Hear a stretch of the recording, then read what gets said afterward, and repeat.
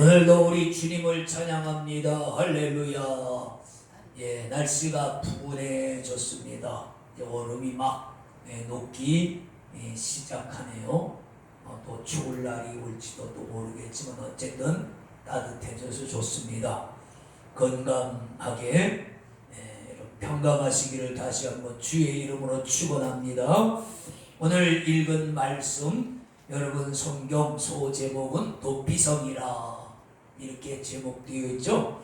민수기 35장에도 도피성에서 되어 있고 여호수아 20장에도 역시 이 도피성에서 말씀되어져 있고, 오늘 신명기 19장에 1절로 10절까지 도피성에 대해서 자세하게 말씀을 합니다. 근데 보면 이쪽에서 부족한 것은 이쪽에서 채우고, 이쪽에서 부족한 걸 저쪽에서 채우고, 이 세 군데를 읽어보면 하나님께서 얼마나 무고한 무지한 자의 피를 흘리는 것을 경계하시고 조심하시는가.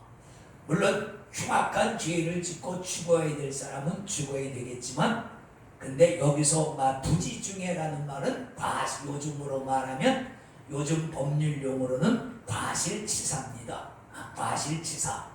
원래 그런 뜻이 아닌데 일을 하다 보니까, 뭔가 업무를 하다 보니까, 뭔가를 하다 보니까 실수로 사람을 죽게 했을 때, 근데 성경에는 그런 말씀이 있잖아요. 이에는 이, 눈에는 눈, 그런 말씀이 있으니까 네가 어쨌든 내 가족을 죽게 해서 그럼 너도 죽어야 돼. 그리고 그 유가족이 그냥 분에 넘쳐서 그 사람을 쫓아가서 죽일까봐, 그것을 방지하기 위한, 그것은 무고한 피를 흘리는 것이죠. 그래서 내가 너에게 줄 가나안 땅, 너희가 필요하면 그곳에 들어갈 터인데, 그 말은 반드시 너희는 그 땅에 들어가는데, 들어가서 그 땅을 차지하고 살 때에 너희가 기억할 것은, 오늘 보면은 그 땅을 우선 세 구분으로 나누어라. 세 부분으로, 그 가나안 땅 전체를 세 구역으로 나누고,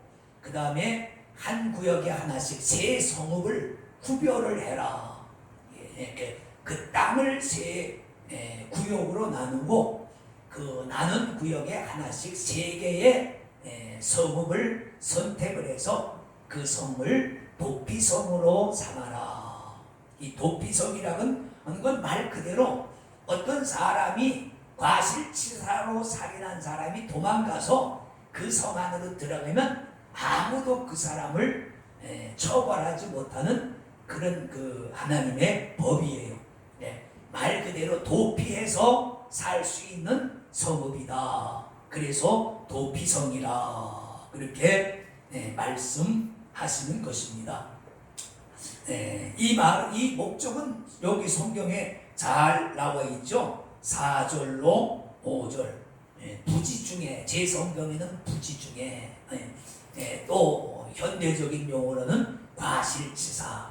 이 일을 하다가 원래 그런 어떤 사람을 죽이려고 하는 그런 목적이 없이, 혐의가 없이 이 일을 하다가 실수로 이렇게 사람을 죽게 했을 때에, 요즘 같은 건 운전하다가 사람을 죽게 할 수도 있고, 건설 공사장에서 이렇게 일을 하다 뭘 떨어뜨렸는데 밑에 있는 사람이 머리를 맞았어. 그럼 또 죽을 수도 있고, 요즘은 그런 게 아파트 같은 데서 그냥 물건을 던졌는데 그것이 그냥 밑에 지나가는 사람이 그 머리를 맞았어. 그럼 또 이제 또 다칠 수도 있고, 하여튼 현대 사회에는 여러 가지 변수가 참 많은 그런 상황이죠. 얼마든지 과실치사가 일어날 수 있는 상황에서 그 하나님께서 도피성을 계획해 주셨어요. 오늘 도피성은 특별히 제가 주목한 것은 그 가나안 땅을 세 구분으로 나누고 세 성읍을 구별을 해서 그 죄 지은 자가 그를 피난해서 거기서 죽지 않고 살게 하라. 그래서 오늘 제목을 도피성의 예표라. 그러면 이 도피성이 보여주는 성경은 하나도 그냥 되는 것이 없습니다. 그냥 단순하게 사람이 그 과실치사가 있는 사람이 그쪽으로 도피해서 생명을 보존하는 걸로 끝나느냐? 물론 그게 큰 뜻이 있죠. 그 당시에는 그 목적이 가장 큽니다. 실수로 사람을 죽인 사람도 그 고의적인 것이 아니니까 살게 해야 된다는 하나님의 자비로운 사랑의 마음입니다. 그것으로 끝날까요? 아니에요. 성경은 겉뜻이 있고 속뜻이 있어요. 그래서 우리가 성경은 때로는 이해하지 못하는 부분들이 있는데 저는 이걸 이렇게 봤어요. 세 구역, 세 성읍은 우리 삼위의 하나님을 예표하는 것이 아닐까라는 생각을 합니다. 성부 하나님, 성자 하나님, 성령 하나님, 이 세 하나님이 하나로 일을 하시죠. 그죠? 삼위, 나타나는 위는 성부, 성자, 성령이시지만 그분은 하나님이시다. 한번 생각해 보세요. 왜 하나님이 많은 숫자가 있는데 하필 왜 셋으로 나눠라, 세 구역으로, 세 성읍으로 해라. 물론 나중엔 그걸 더 확대하라는 말씀도 있지만 첫 번째는 그렇다면 왜 다섯도 있고 그 행운의 숫자인 일곱도 있고 그 12 이스라엘 12지파니까 12성읍을 할 수 있는데 왜 그 수많은 숫자 중에 하나님이 셋이라고 하는 숫자를 택하셔서 세 구분으로 나누고 세 성읍으로 나누었을까? 저는 이걸 영적으로 이 도피성은 사구의 하나님을 예표하는 것이다 라는 그렇게 보는 것입니다. 특별히 이제 성자 하나님, 자 성부 하나님은 도피성의 계획자이시죠. 아버지는 모든 것을 계획하십니다. 예수님도 요한복음에 아들이 아버지가 하는 것을 보지 않고는 아무것도 할 수 없느니라. 나는 내 뜻을 행하러 온 것이 아니라 아버지의 뜻을 행하러 왔다. 그렇게 말씀하셨어요. 하나님 아버지는 이 세상의 모든 창조와 구원과 심판과 종말을 계획하시는 분이세요. 그래서 주님이 언제 오실까? 그럴 때 예수님이 그건 아버지만 아신다. 아들도 모르고 천사도 모르고. 왜? 아버지가 계획을 하셨으니까. 아버지가 계획자이시니까 그분만 아시는 거예요. 아들은 아버지가 시키는 대로 행하는 거죠. 하나님, 성부 하나님은 모든 일을 계획하시는, 구원을 계획하시는 분. 두 번째 아들은 그것을 실행하시는 분이에요. 그래서 예수님은 이 아버지의 뜻을 따라 세상을 구원하시려고 요한복음 3장 16절대로 이 땅에 오셔서 사람의 죄를 위해서 대신 죽으셨다. 아버지가 죽으신 게 아니란 말이에요. 아들, 성자 하나님이 이 땅에 사람의 몸으로 오셔서 친히 십자가에 달리셨단 말이에요. 구원을 계획하시는 분은 아버지시고 구원을 실행하시는 분은 아들 하나님이십니다. 그러면 세 번째 성령 하나님은 뭐냐? 성령 하나님은 이 시대에, 이 마지막 성령 시대에 모든 교회와 성도들을 구원의 길로 이끌어 가시는 분이십니다. 하나님이 계획하시고 아들 하나님이 이루어 놓으신 그 구원을 향해서 하나님의 백성들, 구원받아야 될 백성들을 감화와 감동시키셔서 그 길로 가게 하시는 것입니다. 오늘 예배가 여기 있지만은 예배에 동참케 하시는 것도 성령의 감화와 감동이십니다. 여러분, 내 생각만 가지고는 신앙생활이 안 돼요. 하나님이 도와주셔야 믿음도 감당할 수 있고 복음도 감당할 수 있는 거예요. 가룟 유다 보세요. 사도로 부르심을 받고 3년 동안 예수님 따라 다니면서 기적도 체험하고 얼마나 주옥 같은 말씀을 많이 들었겠어요. 그렇잖아요. 어마어마한 기적을 체험하고 또 실제로 자기도 나가서 역사도 해보고 그랬단 말이에요. 그런데 마지막에 마귀, 성경에 지난번에 그랬죠. 누가복음 그 가룟 유다에게, 유다 이스케리온, 그 가룟 유다에게 사탄이 들어갔다. 그래서 사탄이 들어가니까 글쎄 그 모든 은혜를 다 던져버리고 은30에 구세주 예수님을 팔아버리잖아요. 어떻게 그런 일이 있을 수 있을까? 근데 그런 일이 사실로 일어났단 말이에요. 근데 그러니까 이게 하나님이 도와주시지 않으면 안 되는 거예요. 그래서 성령님은 이 시대에 성도를 하여금 기도하게 하시고 예배하게 만드시고 말씀을 깨닫게 만드시고 하나님의 일에 동참할 수 있는 힘을 주신단 말이에요.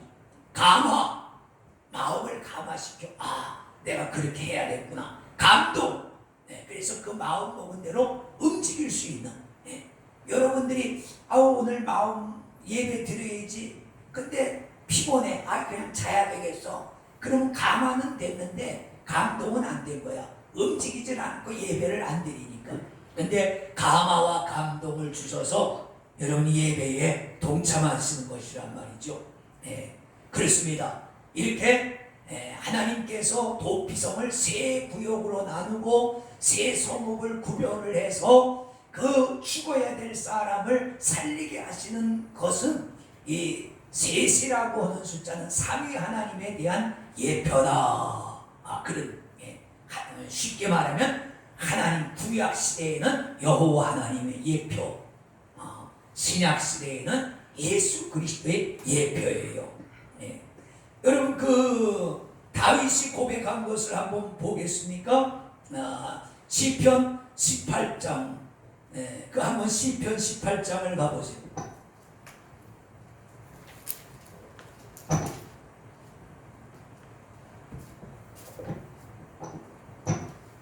시편 18장 1절 제가 읽습니다.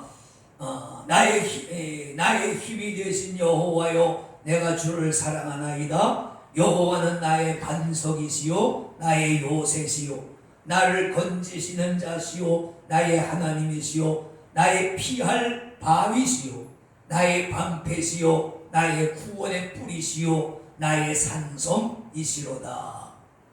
여호와는 그렇죠. 여호와 이지예요. 여호와 이지. 하나님은 근데 여기 그 뒤에 말한 게 다 구원과 그 관계가 있죠. 반석, 요새, 하나님, 피할 바위, 방패, 구원의 뿔, 산성.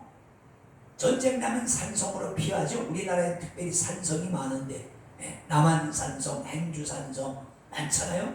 그걸로 전쟁이 나면 그걸로 피난 가서 산단 말이죠.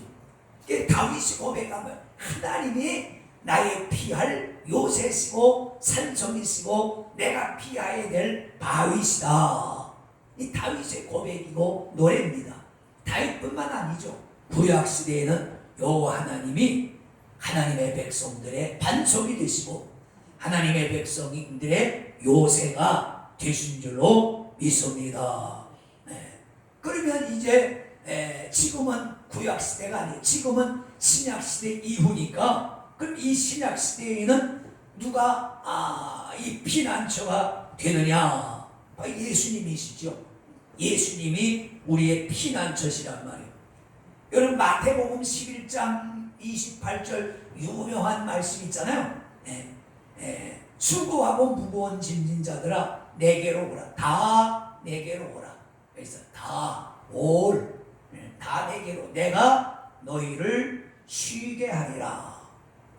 세상에서 죄 때문에 인생에 피곤해서 곤고한 백성들에게 다 내게로 오라. 내가 너희를 쉬게 할 수 있다. 나는 마음이 온유하고 겸손하니 너희가 그 무거운 멍에를 벗고 내게로 와서 내게 배우고 너희가 쉼을 얻으라는 주님의 초청의 말씀이죠. 거기서 그 주님이 내가 바로 안식할 수 있는 곳이다. 내가 바로 피난처다 라고 말씀하시는 것입니다. 그렇습니다. 도피성은 그런 거예요. 그래서 구약 성경의 도피성은 신약의 예수 그리스도를 예표는 뭐예요? 미리 보여주는 것이다. 지금은 이 세상의 어떤 한 성에 피난 가서 살인자 죄인이 구원을 받지만은 미래에는 그러면 이스라엘 백성만 구원받으면 안 되잖아. 미래에는 전 세계에 도피성이 나타날 터인데 그 도피성이 바로 예수 그리스도시다. 아멘입니까? 여러분 로마서 8장 1절은 한번 다 찾아보세요.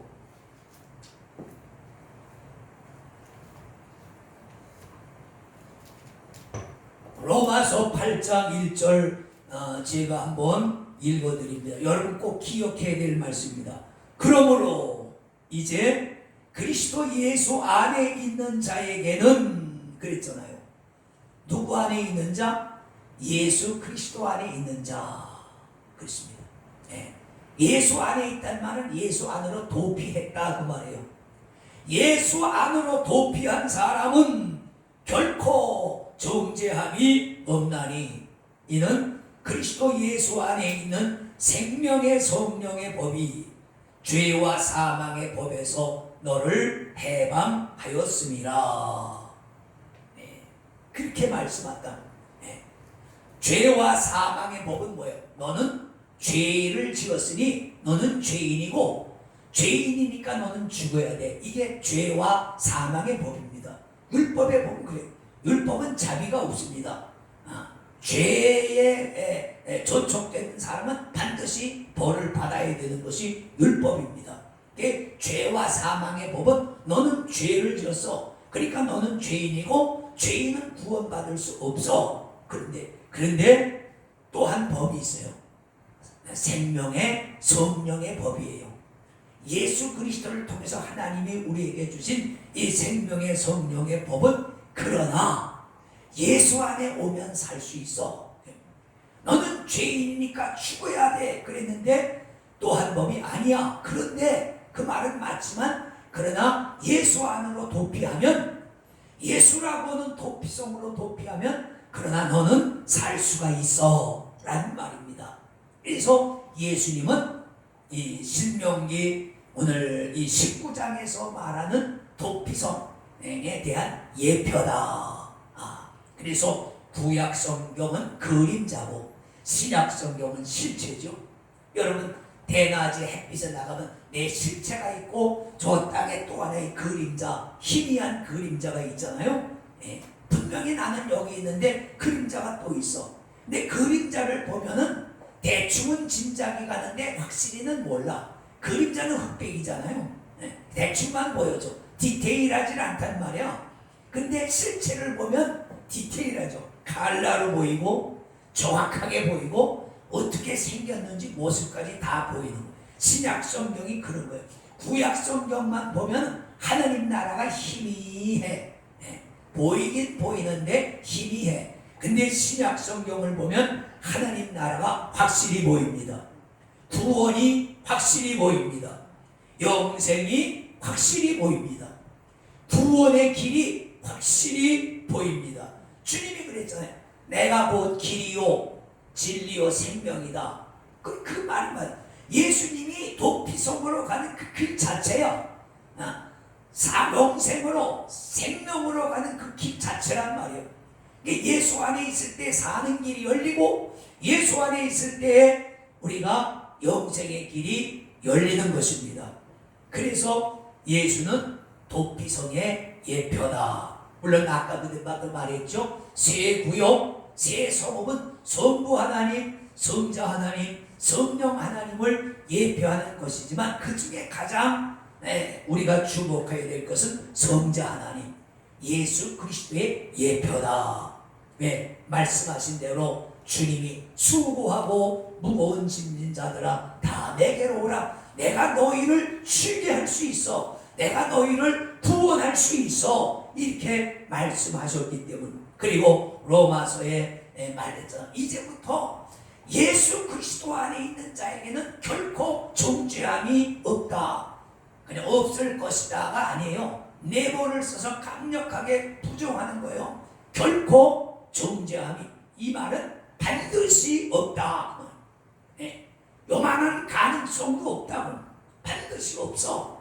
왜? 생명의 성령의 법이 죄와 사망의 법에서 너를 해방하였습니다. 이름은 그래서 죄와 저주와 사망에서 노임받은 해방받은 사람들은 그래서 세상에서 삶이 좀 어렵고 안 풀려도 기쁘고 감사하고 고마운 거죠. 왜? 우리에게는 영원한 생명과 영원한 기업이 예수 안에서 보장돼 있기 때문에 그렇습니다. 그러니까 구원의 확신이 있는 사람에게는요, 예수 믿지 말라고 떠밀어도 안 믿을 수가 없어요. 예배 드리지 말라고 떠밀어도 예배를 안 드릴 수가 없어요. 기도하지 말라고 떠밀어도 우리가 그 기도할 수밖에 없어요. 다윗의 고백처럼 그 예수가 나의 산성이고 예수가 나의 반석이고 예수가 나의 피할 바위시고 예수 자체가 내가 그 수고 들어갈 바위인데요. 그래서 이것은 하나님의 은혜는 맛을 봐야 됩니다. 체험을 해야 그것을 알 수 있죠. 많은 사람들이 이론으로는 성경을 통해서 아는데 그러나 그걸 체험하지 못하니까 은혜를 받지 못하니까 머뭇머뭇대는 거예요. 세상에서 머뭇대고 교회에서 머뭇대고 엘리야가 말한 대로 너희가 어느 때까지 바알과 여호와 사이에서 머뭇머뭇대느냐.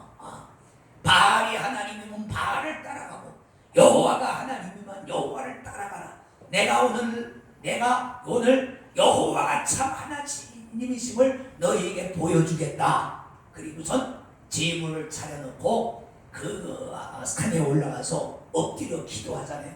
무릎을 착 꿇여서 머리를 조아리고 그때 엘리야가 하는 기도가 참 멋있다. 아버지 하나님, 저 지금 어느 것이 참신인지 알지 못해서 머뭇대는 저 불쌍한 백성들에게 여호와가 하나님이심을 알게 하시옵소서. 내가 참 하나님의 종인 것을 알게 해 주시옵소서. 그래, 알게 해달래.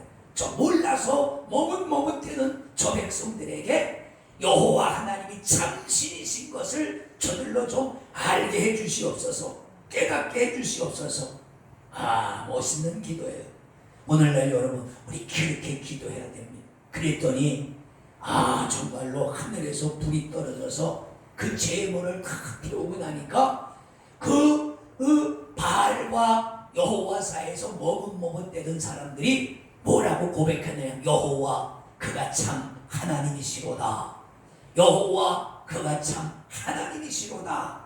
누가 시키지도 않은 그 엘리야가 그걸 시킨 건 아니에요. 하나님 저들로 좀 알게 해주세요.